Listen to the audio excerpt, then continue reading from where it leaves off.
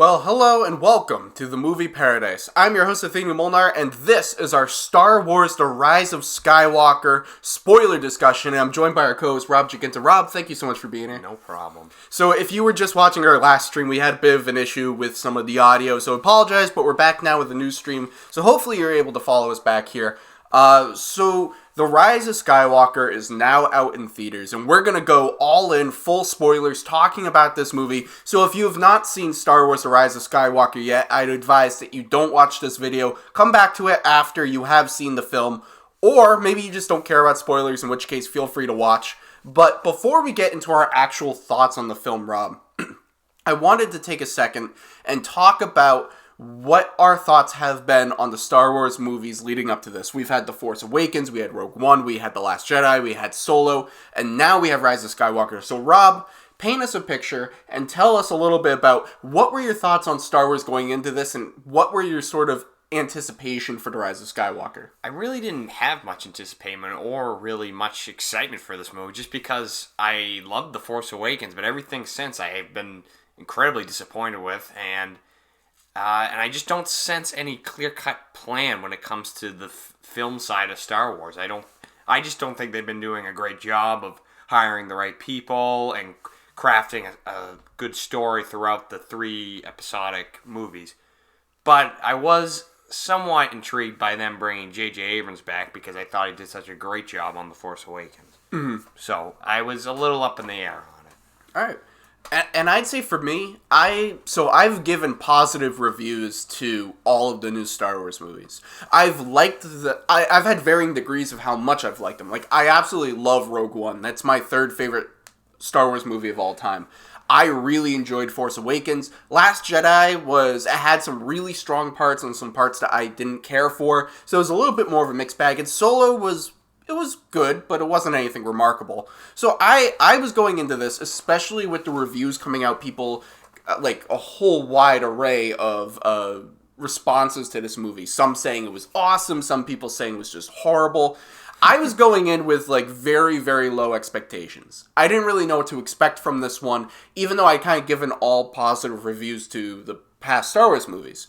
And I would say, for me at least, with The Rise of Skywalker, I liked it a lot more than I thought I was going to like it. I'm not going crazy for this movie, you know. Yeah. I don't think it's as good as Force Awakens, and even though I am a fan of The Last Jedi, I like it a little bit more than that movie. I think it has some very strong points to it. I think it's got lots of action and entertainment and excitement going for it. There are certain, and we'll definitely get into this as we go into our spoiler thoughts on this, there are some plot choices and some reveals that I originally had not wanted them to do. Yeah. They were directions I didn't want this movie to go in. But the way that they did it, I didn't hate it. Mm-hmm. And when I saw it again the second time last night, I think we've both seen it 2 times at this point, it kind of stayed with me, because I was like, oh, I didn't want Rey to be related to anybody. Oh, I didn't want Kylo Ren to be redeemed. But the way that they did it, I didn't hate it. And it was reaffirmed for me when I saw it the second time that, alright, it's not what I would have done. It's not what I would have wanted them to do. But I'm okay with it. And is it the greatest Star Wars movie ever? No. No, it's not. It's enjoyable. It's entertaining. I've seen it twice. I don't really feel the need to see it, at least for a long time, not again. I enjoyed it. So, Rob, what were your thoughts on Rise of Skywalker? I would say the same. I don't think my worries about Star Wars as a whole have changed. I still think there are deep-seated issues when it comes to the film side, and they have to fix things, and I think they gotta, take a step back and look at what they have and what they should be doing. But I have to say, as a singular movie, this was entertaining, and I did get a good time out of it. But I will have to say, I don't know if this movie necessarily worked. I feel like all three of these new of episodes 7, 8, and 9 are all kind of like their own separate thing, and they don't all necessarily play into one another like they should. And that's the disappointing part of all of it. But as a singular movie, I think you can have a lot of fun with this. There's definitely entertaining action. It looks fantastic. Mm-hmm. Might be the best score of all three of them. Yeah, I thought the score was fantastic in this one. This was definitely John Williams' best work on the new ones. Yeah. But I I like what J.J. Abrams does when he gets a hold of these big properties like Star Trek and Mission Impossible and Star Wars now, and I'm excited to see what he does with Warner Brothers now and maybe DC. So. Yeah. So let's get into it a little bit. So the movie starts off. First of all, I love the first 3 or 4 minutes of it. I was completely with locked Kylo in. Ren. You have Kylo Ren going to what I guess was revealed online to be Mustafar. What is that? That's the planet that Darth Vader was on. Oh. In Rogue One, and so he goes there, and that whole scene when he's just cutting everybody up, that was fantastic. And then we go to what I was trying to remember. What's the name of the planet or area that Palpatine was on? It was like Exeter or something like that. Exeter. There's so many effing planets in this movie. I don't know how you could remember that. Whatever names. Place it was that Palpatine was on. Yeah. I love the lightning effect. Well, first of all, the design of the whole place is cool. The lightning effect where he's in the shadow and then you have his certain parts of him are lit up. And the way that all happens, that was so cool and well done. And just immediate setup. Immediate. We got the Final Order. We got all these ships. There's a bunch of shit that's going to go down. But isn't it a little ridiculous that he just had all these ships underneath the ground? My second time watching that, I'm thinking like I know it's Star Wars, so it's not real, but in this universe, it just seemed a little unbelievable almost. I thought, I don't know, specifically underground. How are there multiple people running all these ships, or what was? Well, to be fair, we saw they had he had tons of followers, which I don't know who those are. You have all those people in the stadium later, and you have all of his servants, and I don't know how that. Maybe he was cloning and breeding people because we did see he apparently the insinuation Snoke is a clone, or the insinuation was that he created Snoke. Not just that he made Snoke who he was, trained him, but actually physically created Snoke. Which is interesting. I like that line when it's I created Snoke, boy. Yeah. So there's some interesting things. I love that whole beginning. I was alright, you got me, I'm in. So Palpatine, let's talk about the Emperor for a second in this movie. Did they need to bring him back? No.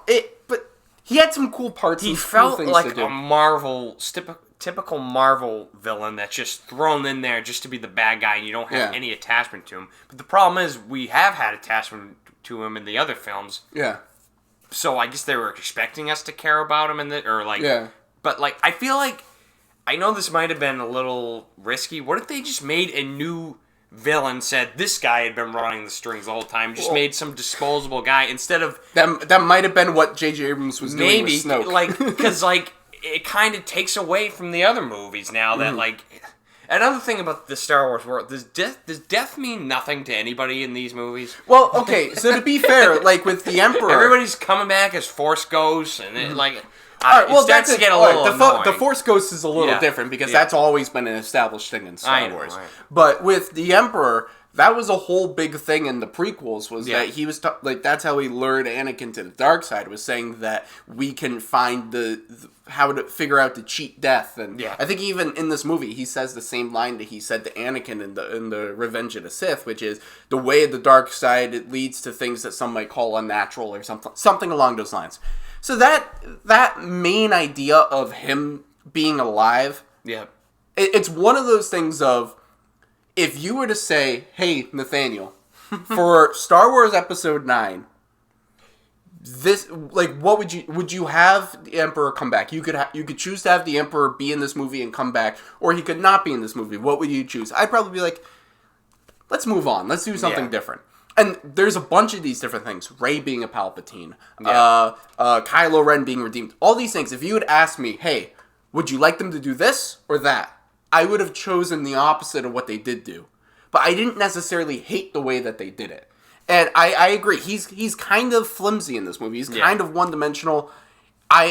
When I was watching it the second time, especially when Rey is there and Leia and they're fighting, I was it really hit home how much fucking monologuing and exposition he has. I am this and I am... That's all he does, really. I am this and I am doing that and you will do this and I will do that. And it's like, okay, you don't need to narrate this whole thing. I was waiting for someone in the audience to be like, shut up! His audience in the movie, not in our theater. But, yeah, so, I don't know. Like, it was fine. If you want to talk about Rey's parent, I don't know, it's slightly, I liked it, but slightly it kind of annoyed me about how many times they kept, like, taking shots, I felt like, at Last Jedi. Yeah. Like, when, he'd be like, I know I said your parents were nobody, but I just meant they were nobody because they could have been somebody. Like, yeah. I'm like, oh, okay. Well, your parents were nobody. I didn't talk about the grandparents. Yeah. Or, like scenes, like, where, like, that character Rose is like, Finn's like, oh, you should come. And she's like, oh, no, I have to stay here and do blubbity-blub. And I'm like, yeah, because JJ didn't make this character. He doesn't give a crap about, like, yeah. It was, like, I personally, like, liked it, but, like, it was just so noticeable. Yeah, there were some parts where it was a little noticeable. Again, like, the whole...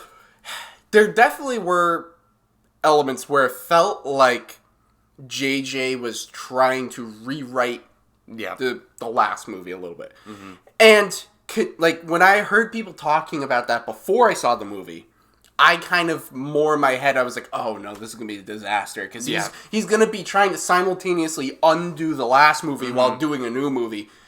When I saw it and how he did it, again, not the way I would have done it or wanted them to do it, but he did it in a way where it wasn't, like, painstakingly obvious, or it wasn't like, oh my god, get over it. The last movie happened, just get over it. It wasn't like that. He did it in, like, subtle little ways.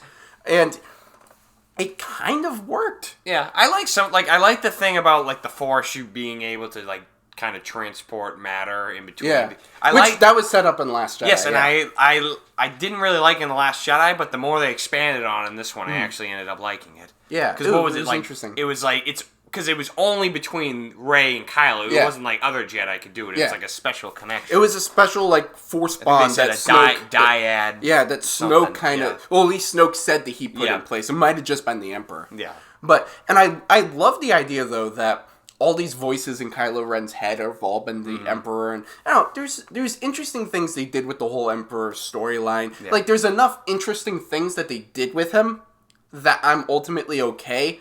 But the interesting thing is Colin Trevorrow has said that his original plan for Episode 9 would not have included the Emperor at all. Which fundamentally changes the entire DNA of this movie. So part of me would be very interested to know what was his treatment, what was his story for Episode 9. I don't love Colin Trevorrow, but I would be curious to know what it was. Which I have always said that I would have rather have had him direct this movie than JJ. And that was before the reviews, that was before we saw any trailers, that was long before anything. I always said, because I think Star Wars operates at its best when it's a new person at the helm for every single movie. Yeah, but I think they gave them too much freedom and let them make their own movies and didn't have them all, like, kind of flow as one. But that's kind of what Star Wars has always been. Because I feel like the original three all, like, had a thorough, like, all kind of flow together, and these kind of seem clunky, though, when they're...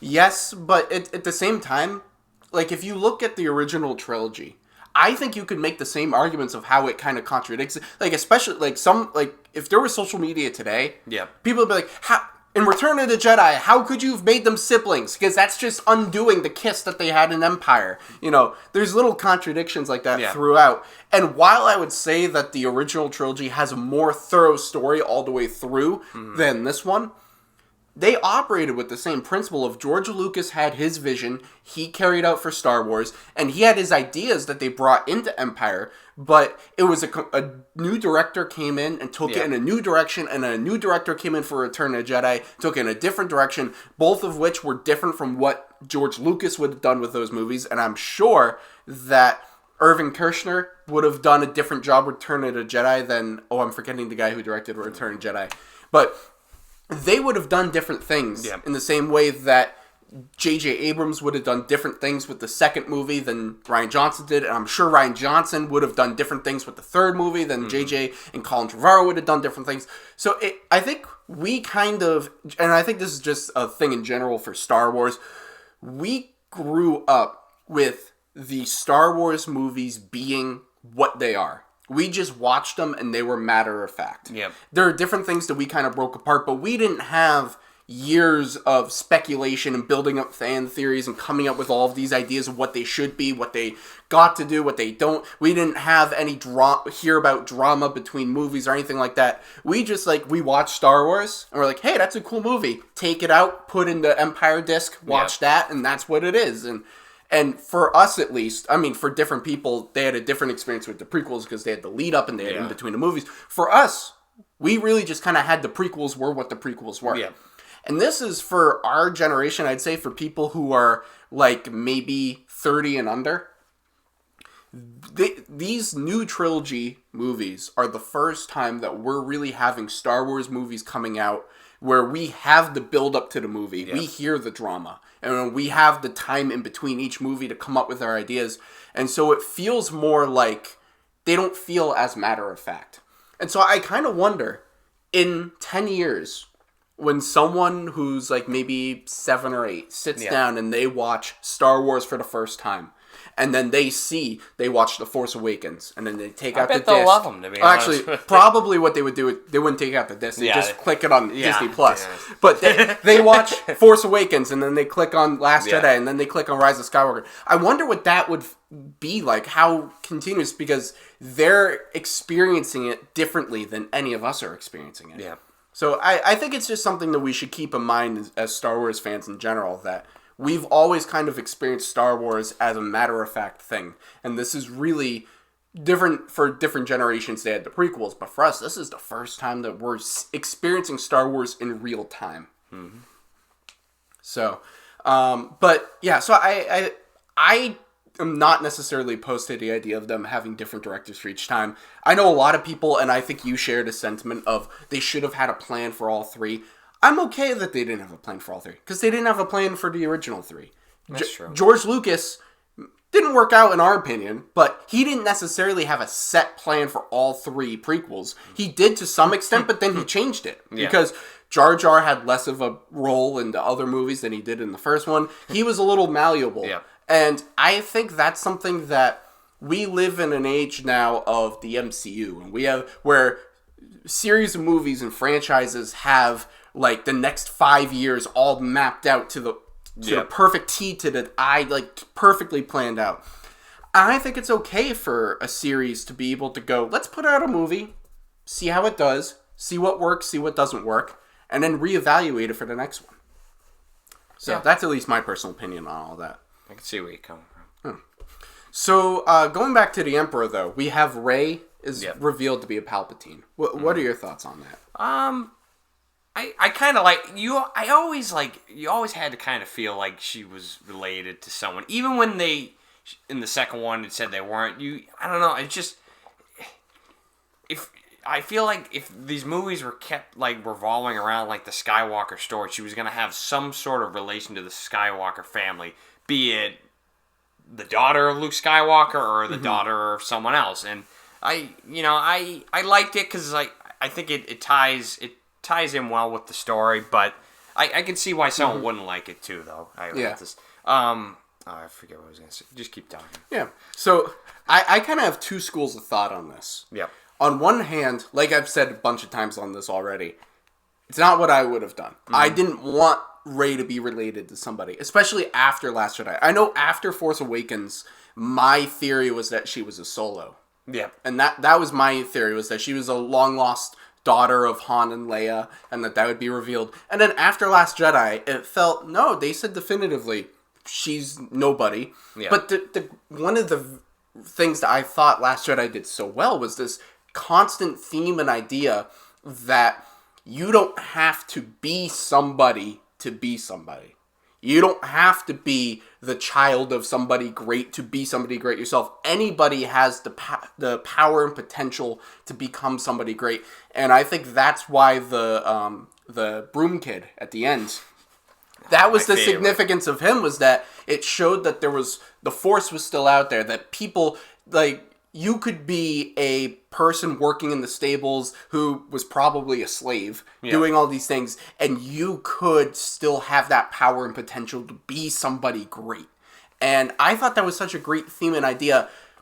And the idea of them retconning that in this one, initially, felt like it was kind of going against that theme that I really liked. But again, also on the flip side of that, is always been in Star Wars the idea of because if you look at the original Star Wars, Luke is Darth Vader's father, and you immediately start with the protagonists come from the villain side, and then fighting against that nature of, am I my father? Am I my heritage? Am I my parents? Or am I who I am?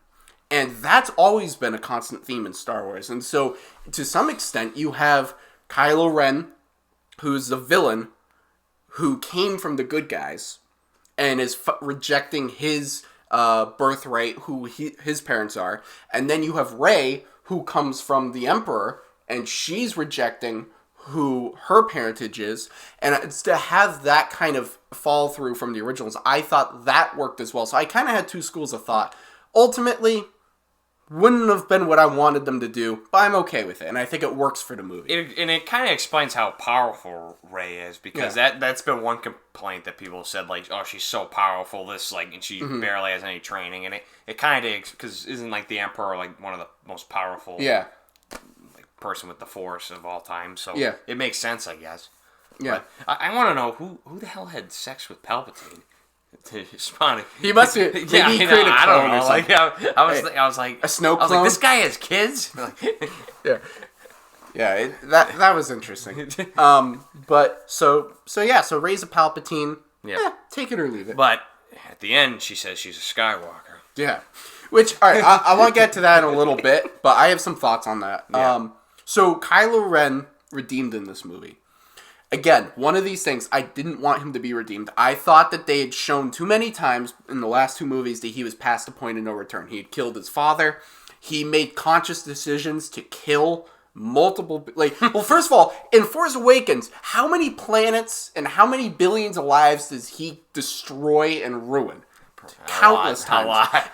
And in Last Jedi, he's approaching the ship. He knows Leia's on there. Yeah. To be fair, he doesn't fire, but then he goes along with everybody else. You could tell that there's conflict in him. There's been conflict in him the whole time. But I really thought that he was kind of past the point of no return at this point. And they turned him around and they redeemed him in this movie. Which, again, it wasn't necessarily that it bothered me. I just thought that the movie needed a little bit more time with him kind of being conflicted on that, because it felt like it was too quick of a turnaround time. I can agree with that. But I do like that he's redeemed, because I think, I think beneath his hard exterior, I think he was started off as a good guy, and I think he was eventually going to get back to that. But he did do some awful things. I don't think, it should have been, I don't know if they have jail in Star Wars. Obviously, he should still be reprimanded for the things he's done, but I mean, I do think people are allowed to change, and I think, it showed, he did a good job of changing his life around towards the end of it. There was a constant line that he kept having, which was, I know what I need to do, but I don't know if I have the strength to do it. Yep. And really, when he said that a couple of times, well, he said it first in Force Awakens, and he said it a couple of times in this movie. The more I was thinking about it, the more that line, I feel like, is such a great line. It really defines who he is as a character, because I feel like he's a character who, like he says, he knows what he needs to do, but he never feels like he actually has the strength to be able to do that. And I think what that line kind of signifies is that this whole time, he's always known what the right thing is to do. He knew it was wrong to kill Han Solo. He knew it was wrong to do all these things. He's always known it, but he's always thought himself as too weak to be able to do anything else. And I think that idea of him knowing what's the right thing to do but doing too weak, one, that kind of explains why he's so attracted to power. Yeah. And how he's constantly trying to be the most powerful, because he has this fear of being weak, and he's afraid he is too weak. And I think that kind of shows why he was initially tempted to the dark side, was that he saw them as more powerful. This is, if you want power, this is where you go. You don't have the power or the respect or the strength on the good side. And then he ultimately learned. So, again, it was one of those things where it's not what I wanted, but the way it plays out, and when I think about it and I see how it kind of plays itself out over the trilogy, I think it really works. Yeah. And I wasn't expecting to see Han Solo, but when we did, I thought that was a great scene. I really did. So my thought on that is, I liked the scene. Yeah. And I loved seeing him in it. The thing is, it just felt weird because, for two reasons. One, he wasn't a Force ghost. He was a memory. And for his memory to be interacting with him in that degree and that level just felt strange.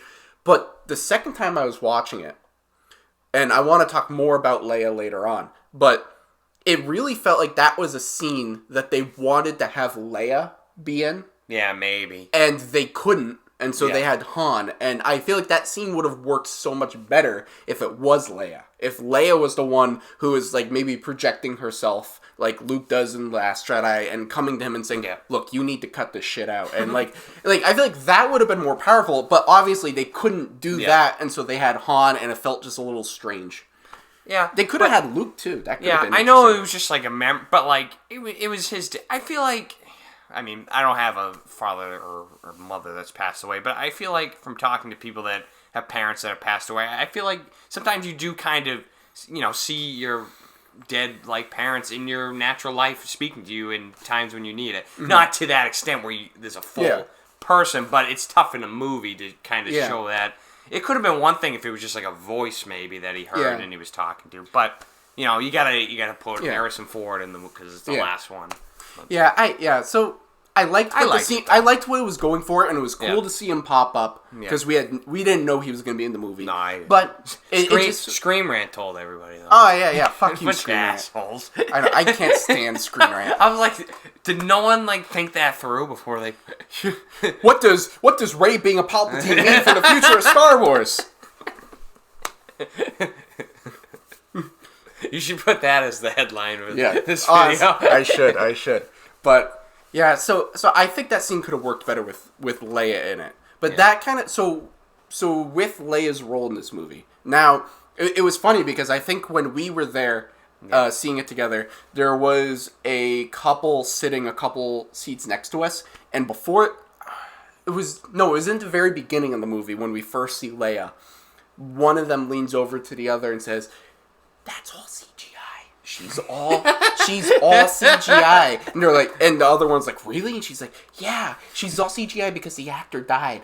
And they're like, "Wow, that's really good CGI." And I wanted to lean over and be like, "No, it's unused footage from The Force Awakens." But so what they did do in the movie was it was all unused footage from The Force Awakens, deleted scenes that they probably just switched out the backgrounds a little bit and kind of did some tweaking. Kind of like you could notice I feel like whenever a character was talking to them, they had to say specific words to match up with her answers. Yeah. But you know what? It's fine because you had to have her in the movie. It's the last one. It's not their fault. I don't blame them. No, I don't blame. So, was it weird? Yeah. Yes.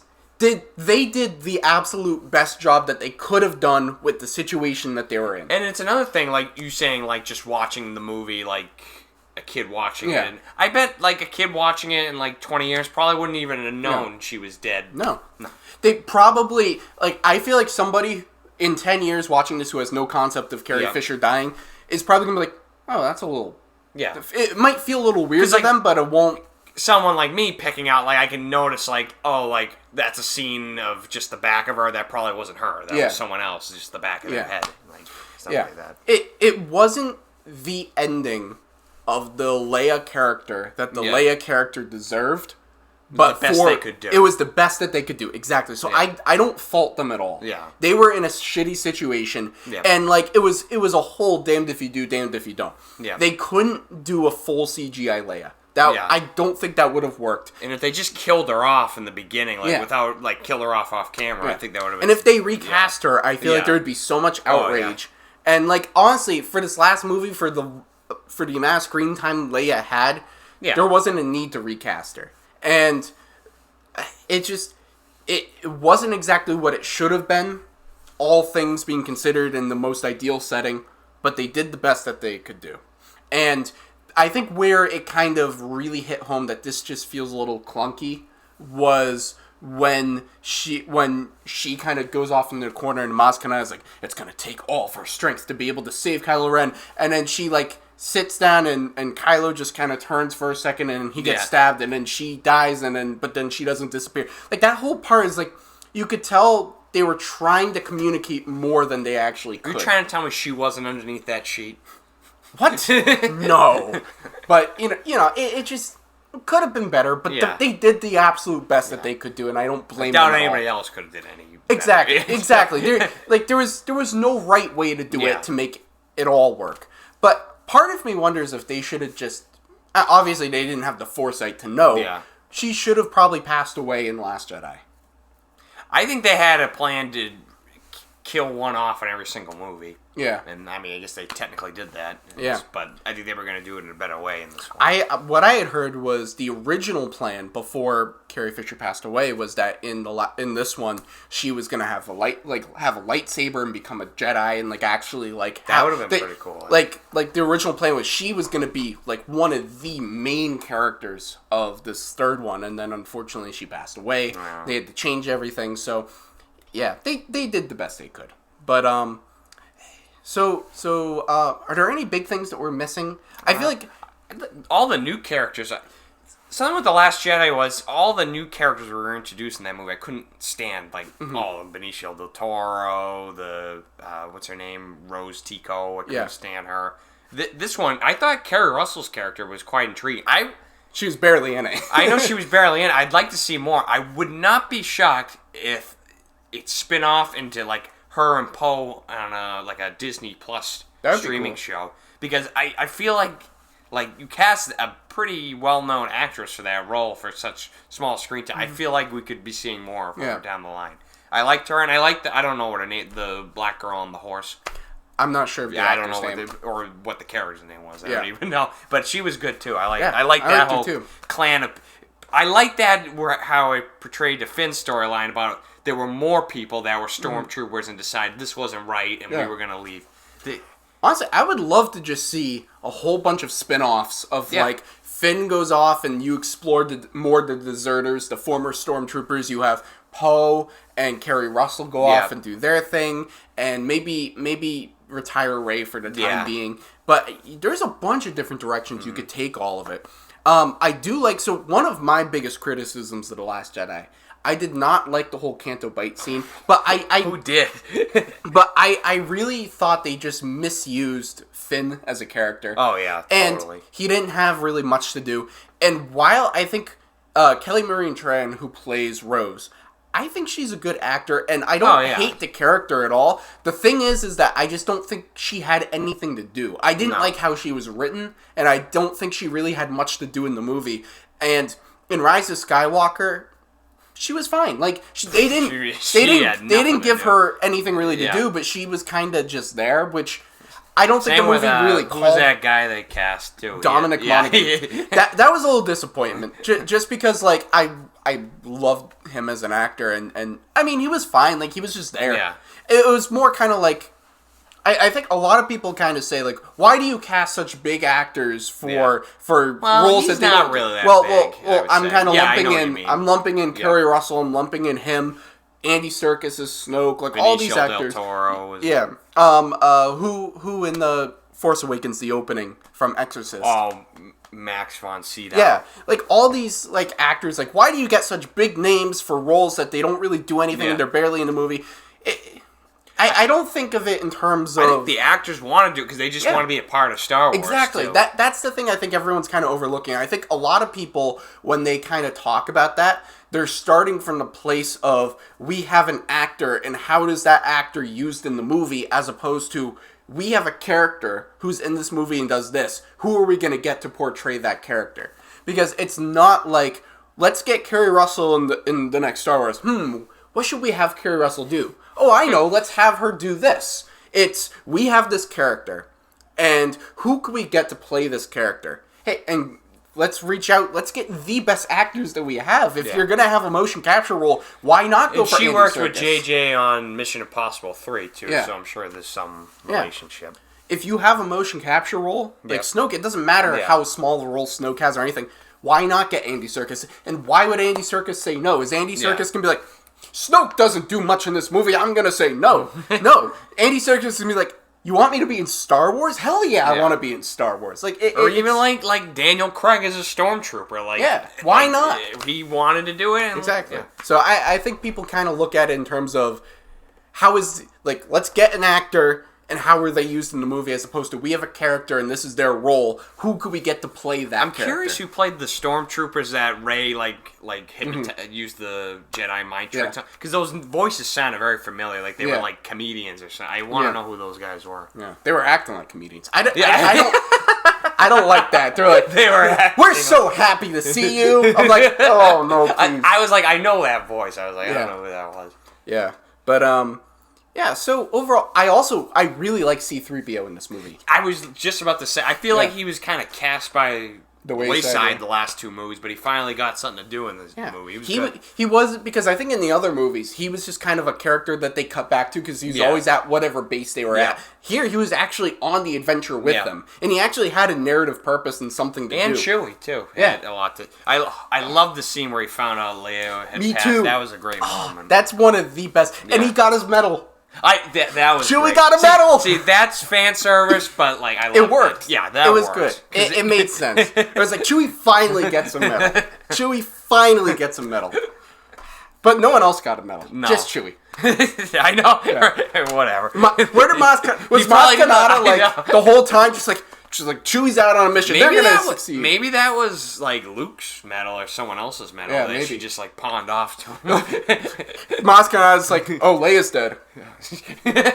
Here you go, Did Chewie. she get a medal or no? She gave out the medals, didn't she? Oh no, Leia. Yeah, I don't know. I'm pretty sure she was the one who put them on. Well, she did. I don't. She might have already been wearing one when she did that. I don't remember specifically, but yeah. So that was cool, and I do.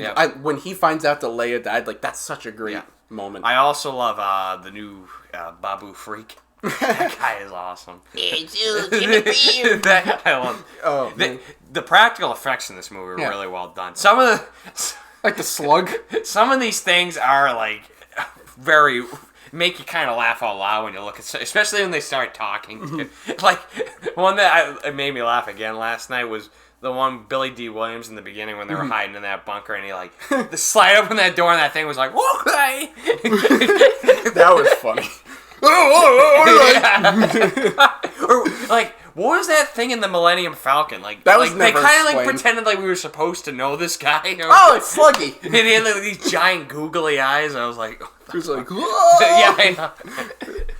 Oh, well, yeah. It was a good time. Yeah, so I think that's pretty much everything I want to talk about. Yeah. I mean, all the visual effects are fantastic. I really liked the scene with Luke Skywalker too. I thought that was a good that was scene. really good. I like how they had him catch the lightsaber and stuff. All right, and I know some people might say, because what's his line when he catches? He's like, you ought to treat the weapon of a Jedi with more respect or something. Yeah. I know some people are immediately going to say, that's J.J. Abrams just giving a big fuck you to Rian Johnson. But I watched, there was a series of 2-minute clips from like a post-screening Q&A that J.J. Abrams was doing where he talked about some of these things. And in it, he specifically talked about that moment, and he was saying, he's like, I think some people might interpret that as a scene where it's kind of trying to undo The Last Jedi. But really what it was, he was saying that if that scene had happened right after Luke had done the thing, then that would be different. But Luke went through an evolution in The Last Jedi where he realized he was wrong. And so in this movie, he even says as much. He's like, I was wrong. And that isn't J.J. Abrams retconning the last one. That happened all in the last movie. Well, I think that's true. Do you think he would actually publicly admit, oh yeah, no, I don't like Rian Johnson's vision, I'm doing my own thing? No, I don't think he would, but at the same time, I don't think he feels that way, really. I think there were things that Rian Johnson did that J.J. Abrams would not have done. Yeah. But I don't think he was actively trying to screw over Rian Johnson or say, okay, that movie doesn't exist. I'm going to undo the whole movie. I don't think he was acting with that mindset. Yeah. So, I don't know. I think it's completely consistent with where Luke ended at the end of The Last Jedi. personally. I can agree with that. But so if we go into, unless we have anything else we want to say, we can go into final thoughts. Yeah. Actually, I wanted to take a couple of minutes to talk about real quick. What? Star Wars going forward. Oh, okay. So we have now the end of the Skywalker saga, and we're looking forward to what is Star Wars going to do next. Obviously, Star Wars is going full force, pun intended, with Disney Plus. We have Mandalorian out now, which you've been watching and I haven't seen yet. A little hit. There's a couple episodes where I'm like, that's all right, but there's a lot of good stuff on it, and I love how they get all these cool actors to be in it. Like Bill Burr was really good in his episode and stuff like that, and they clearly put money into this show. It's not some rinky dink thing. Like, it's good. The score is excellent too. So I definitely get Disney Plus if you haven't yet. Yeah, maybe I will. But so they're doing Mandalorian now, which a lot of people are loving. They renewed it for season 2. Yeah. Obi-Wan. So they're going full. Cassian. Yeah, they're going full force on their Disney Plus stuff. Yep. And we know that at least for the next few years, we're not going to get a Star Wars movie. They had the Benioff and Weiss trilogy. They scrapped that. They had the Rian Johnson trilogy. That's scrapped. Not happening. It's not happening. They had the Boba Fett movie for a while. That's gone. Yeah. They've had... So all these movies that we've heard about, and I'm sure there's stuff behind the scenes that we don't know about. Yeah. But everything that we've heard about publicly has been scrapped. We do have the Kevin Feige movie at some point, but they've already said that's a long ways away. Yeah. And they have a 2022 release date that they set for a while, but I don't know if that's going to happen or not. So, well, it came in today. The box office is the lowest of the three. So it's like 197 or something. I think they're going to hold off on Star Wars for a little bit. It was like 170 or something. Yeah, it wasn't that... I mean, 170. Anybody would be happy, but for Star Wars, it's kind of a disappointment. So, I think they're going to take a hiatus from the movies. Yeah. And I think that's for the best. And focus on the TV. Yeah. I think that's good. I think they are having success right now with Disney Plus. People love it. Exactly. Baby Yoda's everywhere. Yeah. I think they should keep going with that. And I think this is good because they're done with the Skywalker saga. Yeah. They did their trilogy. They're done. Now they got to figure out, what do we want to do next for a movie? And I think for a while they were like, we're going to do a Star Wars movie every year. And I think for a while they were really considering trying to do 2 a year. I know, yeah. And then that kind of blew up in their face. And now I think they have some time. They're like, all right, let's take 3 years. Let's sit down and maybe not plan out every single movie, but let's have a general idea of what do we want to do. Let's think about some Old Republic stuff. Let's think about a couple other movies that we could maybe do. And I think... Or just create a brand new, you can do whatever you want with there's literally this franchise. Endless possibility. Any time period, any planet, any characters, and that's something that I think... make your own creatures if you want. And that's what I think Rian Johnson's trilogy was going to do, was it was going to be everything was new. Which, that idea...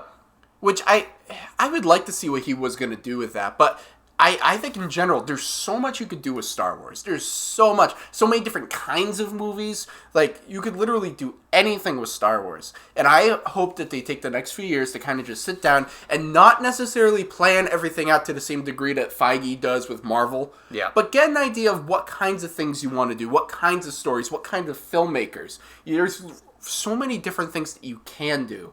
And I for one, am looking forward to seeing what they come up with. Mm-hmm. So it should be good. I think this will be a good break for them. Take their time, come up with some plans, come up with some ideas. Don't just rush into the next one because we got to make episode 9. Yeah. So, oh shit, let's figure out what we're going to do for episode 9 because we got to make it. Make movies because you've got a story. Yep. Not create the story because you got to make the movie.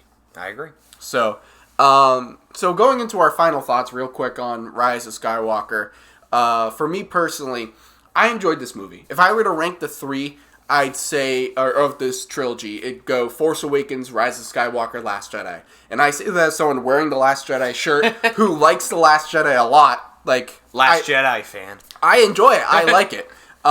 So they're all kind of within a little bit of degree of each other.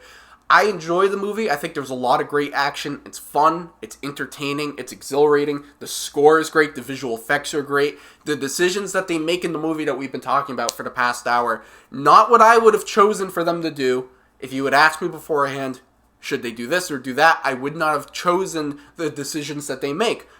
But the way that they do it, I don't hate it, and I'm okay with it. I think it's interesting. It does add. It kind of fits. I think J.J. Abrams is a good director. I know I've seen a lot of people giving him shit. People don't give him enough credit for... I think he turned around that Mission Impossible franchise a little bit. Because the second one was horrible, at least by people who watched it. And, he turned that one around. And now look at that franchise and what it is now. And look at Star Trek for a while was pretty big. It's kind of tailed off ever since he's left. I think in Cloverfield, I think he's really good at starting and like rejuvenating. Is that the word? Rejuvenating projects and like getting people excited for things. Yeah, I think he's very underrated in my opinion. Yeah. So I like the movie. If I'm going to give it a score, I'd give it a 3.9 out of 5.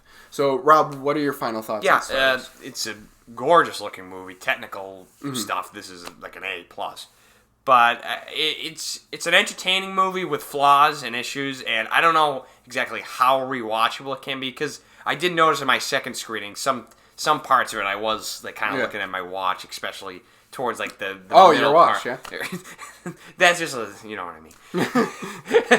Towards the middle part of it, but overall, it's a for Star Wars fans. I think you're gonna get a lot out of it, and I certainly did. I'll give it a 3.8. Nice. Oh, that's closer than I thought it was going to be. So anyways, that has been our spoiler discussion for Star Wars The Rise of Skywalker. I don't believe we have any live questions at the moment. Oh, there's one. Oh, yeah. Oh, that's mine. Oh. I just wrote... Well, you can answer if you want. So, the Movie Paradise writes, leave your spoiler thoughts, comments, questions in a chat, and we'll address them at the end of the show. So we're addressing them now.